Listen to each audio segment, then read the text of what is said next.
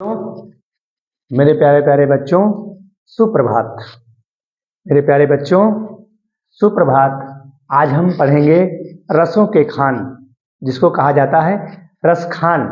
सुजान सागर और प्रेम वाटिका इनकी प्रमुख रचना है। प्यारे बच्चों, इनका जन्म दिल्ली में हुआ था और इनका जो बचपन का नाम है इब्राहिम था।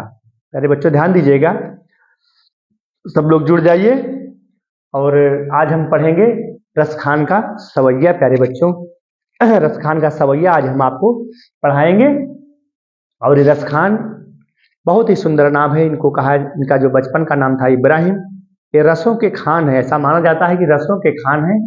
और जो इनकी प्रमुख रचनाएं हैं, सुजान रस खान है प्यारे बच्चों, और प्रेम वाटिका है। जो भी कठिन शब्द होंगे हम यहाँ पर उसको लिख देंगे। और इसके बाद हम आज पढ़ते हैं सवैया। मानुष हो तो वहीं रस खान, बसों ब्रज गोकुल गाँव के ग्वारन। प्यारे बच्चों, बुक अपने सामने रख लीजिएगा, हमने भी बुक रखा है, बुक से ही हम पढ़ा रहे हैं। प्यारे बच्चों, जो पशु हो तो बसेरे करो, मिली कालिंदी कूल कदम्ब की डारन। जो पशु हो तो कहा बसु मेरो, चरो नित नंद की धेनु मजारन। पाहन हो तो वहीं गिरि को, जो धरो कर छत्र पुरंदर धारन। जिस छत्र को, जिस गोवर्धन पर्वत को भगवान कृष्ण ने अपने सिर पर प्यारे बच्चों धारण कर लिया था। मेरे प्यारे बच्चों, आज हम रस खान का सवैया पढ़ेंगे। और ज़्यादा नहीं, बस इसमें कितने पद हैं, कुल 6 पद हैं। तो हम सोच रहे हैं 3 आज पढ़ा देंगे और 4 आज पढ़ा देंगे। बाकी 2 वीडियो में हम कर देंगे, पूरा नहीं पढ़ाएंगे, बस आधे घंटे में हम समाप्त करेंगे प्यारे बच्चों। तो इसको पढ़िए, सब लोग लाइन पे जुड़ जाइए और अपने विषय पर ध्यान रखिए। तो यहाँ पर रसखान के कहने का मतलब है कि अगर मुझे, रसखान के कहने का मतलब है कि अय प्रभु, अय परमात्मा, अगर मुझे मनुष्य का जन्म देना, अगर मुझे मनुष्य का जन्म मिले, मानुष हो तो वही रस खान। अगर मुझे मनुष्य का जन्म मिले तो कहाँ मिले? उस ब्रज में, उस गोकुल में, उस यमुना के किनारे मेरा जन्म हो, जहाँ पर सभी ग्वाल बाल आते हुए जाते हुए हमें दिखाई पड़े। क्या वर्णन किया है रस खान ने कि मानुष हो तो वहीं रस खान। रस खान के कहने का मतलब है प्यारे बच्चों कि अगर मनुष्य के रूप में मेरा जन्म हो, अगर मानव के रूप में हमारा जन्म हो, तो कहाँ हो? उस ब्रज में हो, उस गोकुल में हो, जहाँ उस गांव के ग्वाल बाल एक स्थान से दूसरे स्थान पर जाते हुए, घूमते हुए, गाय चराते हुए, मिलते हुए प्यारे बच्चों दिखाई पड़ते हैं। ठीक है, इस प्रकार से हम जाखा को बच्चों पढ़ा रहे हैं। किताब को अपना देखते रहिएगा, एक्सप्लेन पूरी हो जाएगी। जो पशु हो तो कहा बस मेरे, अय प्रभु, अय परमात्मा, अगर पशु के रूप में हमारा जन्म हो, मनुष्य के रूप में अगर हमारा जन्म हो, तो वहाँ ब्रज में और ब्रज की गोकुल में हो। अगर पशु के रूप में हमारा जन्म हो तब कैसे हो? जो पशु हो तो बसेरे करूं। अगर पशु के रूप में हमारा जन्म हो तो मेरा बसेरा वहाँ हो। कहाँ बसेरा हो? चरो नित नंद की ढेर मझारन। जो नंद बाबा की गायें हैं, जिसको भगवान कृष्ण चराने के लिए अपनी मैया से जिद किया था कि मैया हूँ और चरई हो गाय, ऐ माता मैं अब गाय चराने जाऊंगा। भगवान कृष्ण ने माता यशोदा से जिद किया था ना कि मैया हो तो चरई हो गाय। तो कहने का मतलब है कि अगर पशु के रूप में हमारा जन्म हो तो मेरा जन्म वहीं पर हो, मेरा बसेरा वहीं पर हो। कहाँ? उस नंद बाबा की गायों के बीच में हमारा जन्म हो, ताकि मैं भी उस भगवान कृष्ण के हाथों मैं वहाँ पर चरने के लिए जंगल में जाऊं। जो पशु हो तो कहा बस मेरे हैं। जो अगर पशु के रूप में हमारा जन्म हो, अगर पशु के रूप में हमारा जन्म हो, तो चरौन नित नंद बाबा की गायों के साथ, नंद बाबा की गायों के झुंड के साथ उस जंगल में मैं भी चरने के लिए जाऊं। कितना बढ़िया वर्णन यहाँ पर रसखान में किया है। कितना सुंदर और मनोरम मनोरम वर्णन यहाँ पर प्यारे बच्चों ने किया है।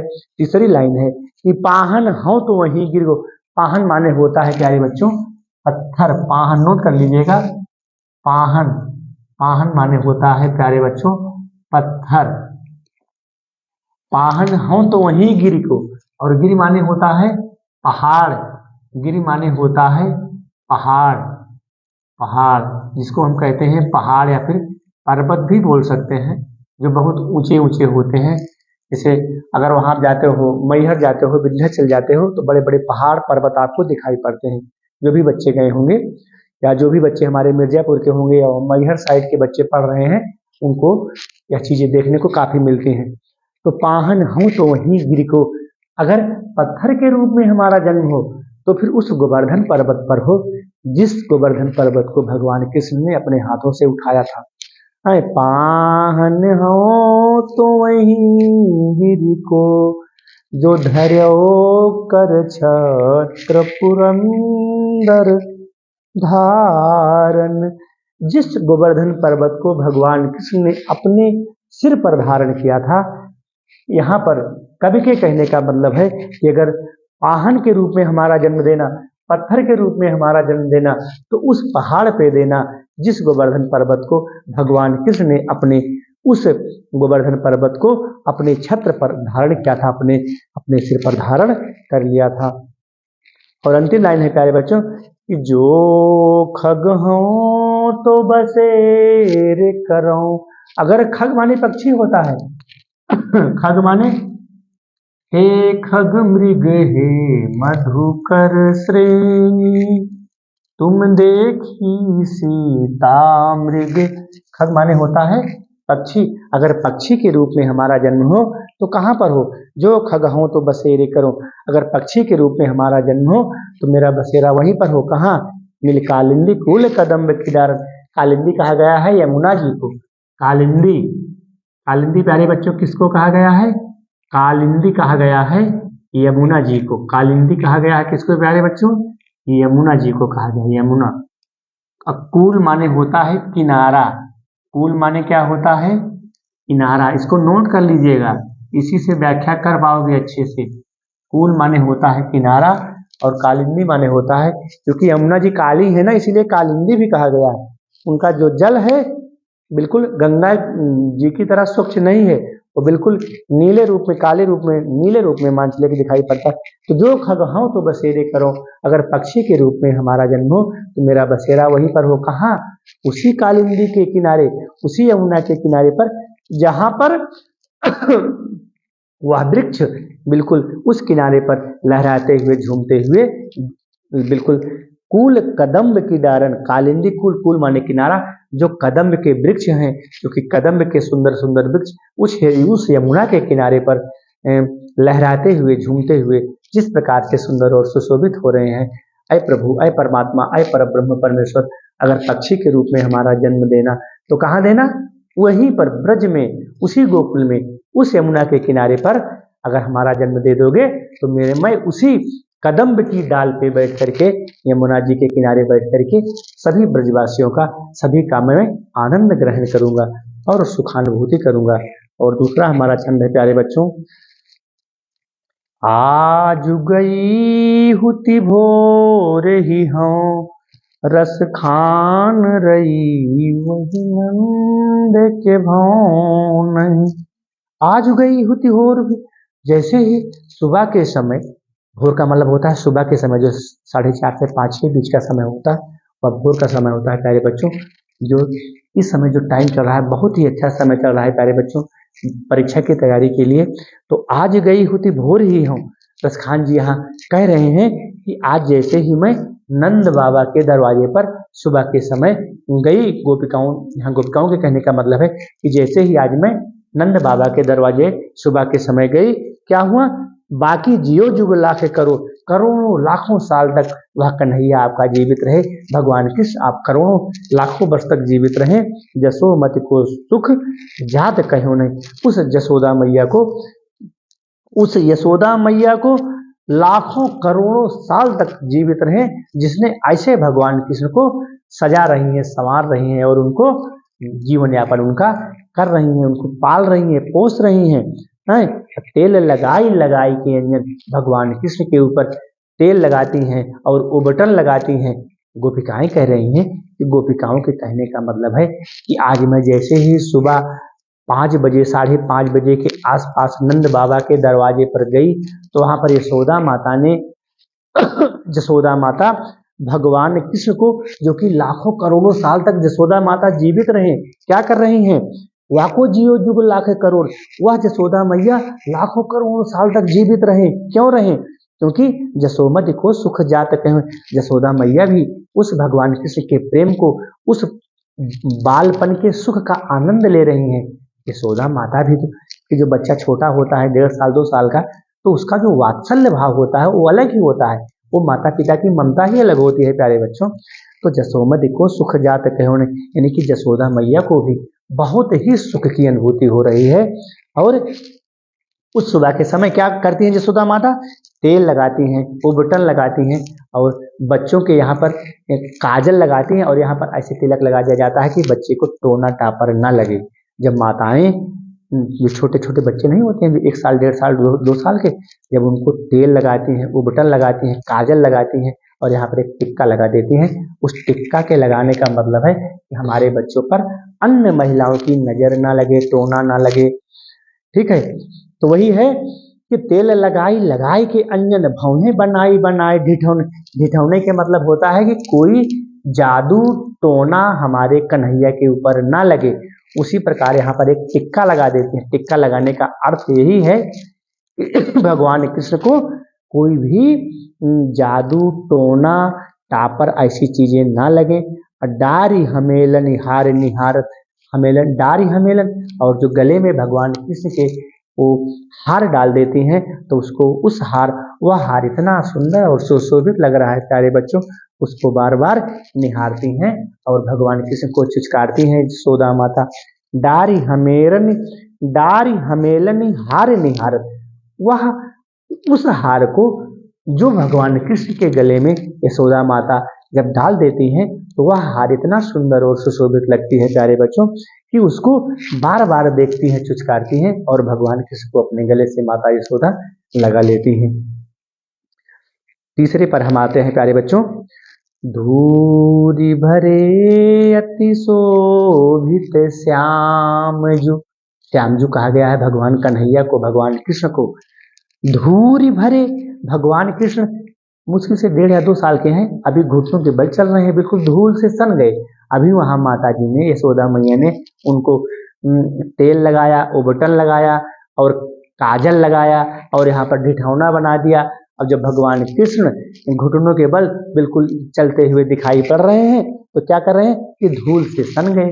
धूल मतलब होता है धूल, धूल से भगवान कृष्ण बिल्कुल सजे हुए इस प्रकार से सुंदर और सुशोभित लग रहे हैं।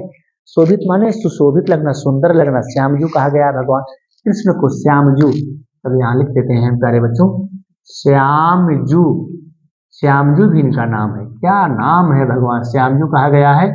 चलो कान्हा को लिख देते हैं, कान्हा या कृष्ण। कान्हा, कृष्ण, नटवर लाल, त्रिभंगी लाल, श्यामजू, सांवरे, बहुत सारे नाम हैं प्यारे बच्चों, इनके अनेकों नाम हैं जिसकी हम गणना ही नहीं कर सकते। तो धूरी भरे अति शोभित श्यामजू, भगवान कृष्ण धूल से सने हुए इस प्रकार सुंदर और सुशोभित लग रहे हैं।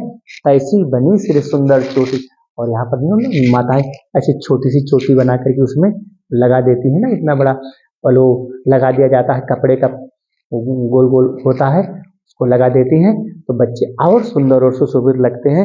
तो भगवान कृष्ण बिल्कुल अपने सिर पर उस सुंदर चोटी को धारण किए हुए और धूल से सने हुए इतना सुंदर और सुशोभित लग रहे हैं कि खेलत खात फिरे अंगना, पग पे जनी बाजत पीर कछोटी।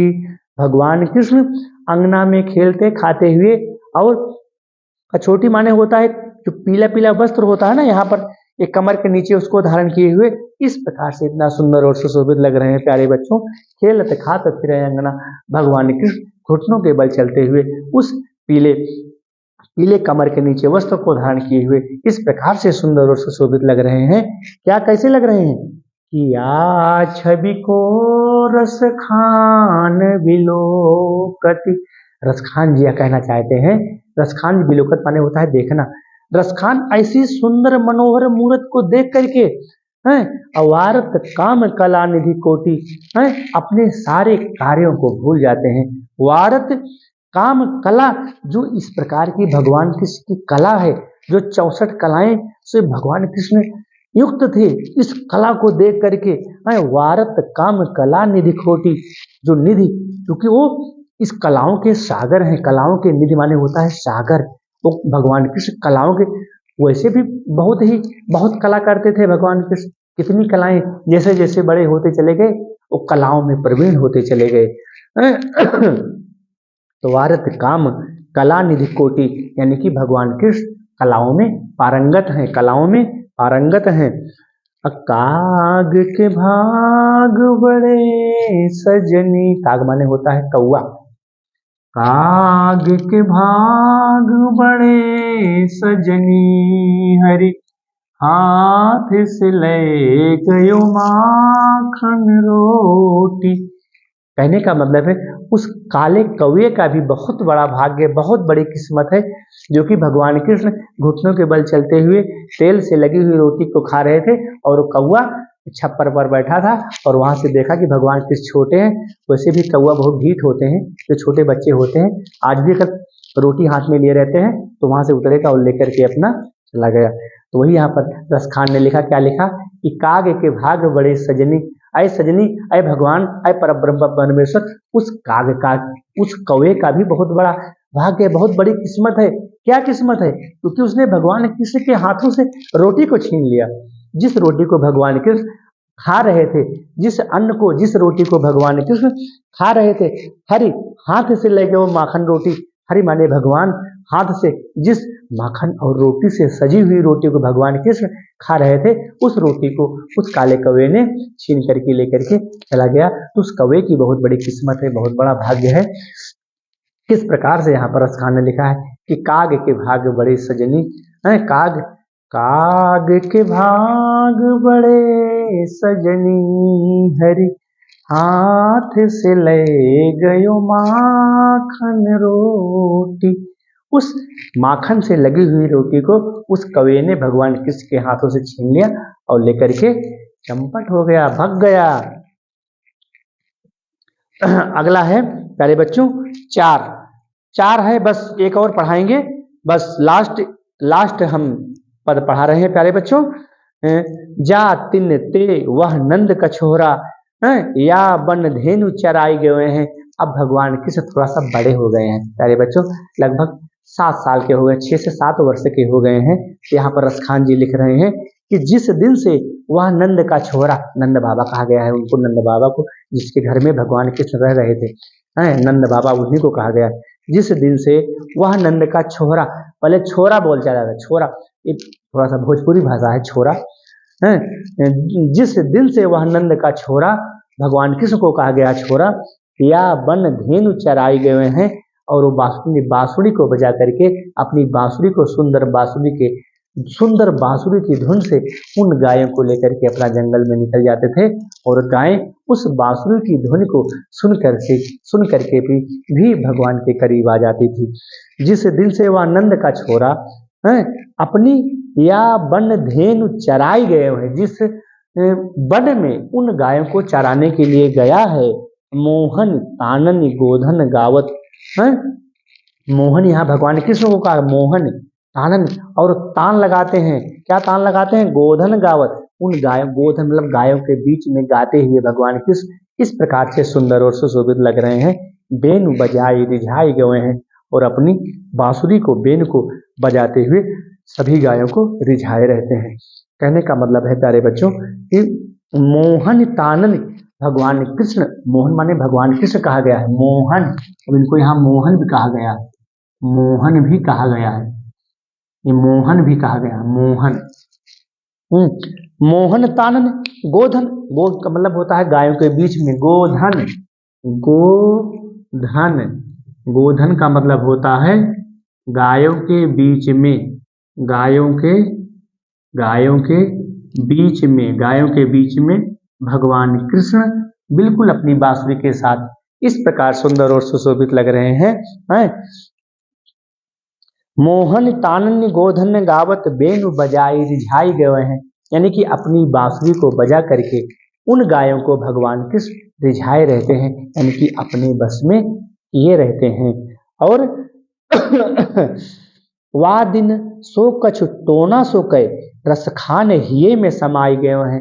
रसखान जी कहते हैं कि जिस दिन से जैसे लगता है उसके ऊपर किसी ने टोना कर दिया है, भगवान कृष्ण के ऊपर किसी ने टोना कर दिया है। और रसखान हिये में, ये माने होता है हृदय, ये माने होता है हृदय ही, ये माने होता है हृदय। इसको नोट कर लेना प्यारे बच्चों, ये माने होता है हृदय। हृदय हिये में समाई गए हैं, यानी कि ऐसा लग रहा है कि बिल्कुल बिल्कुल उस दिन से भगवान कृष्ण हमारे हृदय में समाहित हो चुके हैं। और क्या है, को न काहू की कानी करे। कानी का मतलब होता है दुताई करना, एक दूसरे की बुराई करना है। कहने का मतलब है जितने सारे वहां पर गोपिकाएं हैं, जितने सारे ग्वाल बाल हैं, एक दूसरे को मतलब किसी एक दूसरे की बुराई भी नहीं कर रहे हैं, क्योंकि भगवान कृष्ण ने अपनी उस बांसुरी के बल पर सभी ग्वाल बालों को, सभी गायों को रिझा लिया है, अपने बस में कर लिया है। वही यहाँ पर रसखान कह रहे हैं कि को न काहू की कान करे, यानी कि कान करने का मतलब है एक दूसरे की बात को एक दूसरे से बताना। तो वहां पर जो भी ग्वाल बाल है, चूंकि भगवान कृष्ण भी एक ग्वाल बाल है, और उन ग्वाल बालों के बीच में जंगल में अपना गायों को चराने के लिए गए हैं, तो एक ग्वाल बाल दूसरे ग्वाल बाल की दुताई, बुराई या कुछ भी बात बताने को तैयार नहीं है। वही यहाँ पर रसखान लिख रहे हैं कि को न काहू की कहानी करे, कोई किसी को कान में बताने वाला भी नहीं है। अस्सीगरो ब्रज वीर बिकाई गए हैं, ऐसा लग रहा है कि पूरा ब्रज उस भगवान कृष्ण के हाथों बिक गया है। धन हो प्रभु, धन हो परमात्मा, धन हो भगवान कृष्ण हैं। उन्होंने पूरे संसार को, पूरे विश्व को, पूरे को अपने बस में कर लिया है। क्या कर रहे हैं, सिगरो ब्रज वीर हैं, जितने भी ब्रजवासी हैं, जितने भी ब्रजवासी हैं, जितने भी ग्वालबाल हैं, जितने भी नारी स्त्री पुरुष हैं, सब ऐसा लग रहा है उस भगवान कृष्ण ने अपनी बांसुरी के बल पर अपने बस में कर लिया है, मतलब बिकाई गए हैं। ऐसा लग रहा है उस बांसुरिया ने सबको अपने बस में कर लिया है। बस प्यारे बच्चों, आज हम यहीं तक पढ़ाएंगे। 4 सवैया आज हमने पूरा कर लिया, और जो हमारा दूसरा वीडियो होगा उसमें जो 2 या 3 बाकी बचे हैं, इसको हम प्यारे बच्चों अगले वीडियो में अपडेट कर देंगे। अगर हमारा वीडियो प्यारे बच्चों आपको अच्छा लगा हो तो लाइक करना, क्योंकि आपके लाइक करने से आपको मोटिवेशन मिलता है। अगर हमारा वीडियो आपको अच्छा लगे इसको सब्सक्राइब करना और अपने अन्य दोस्तों तक पहुँचाना, और ना अच्छा लगे प्यारे बच्चों तो डिसलाइक कर देना, ताकि हम अगले वीडियो में और मोटिवेशन के साथ और ऊर्जा के साथ आपके सामने पेश हो सकें। बस प्यारे बच्चों, आज यहीं तक, धन्यवाद।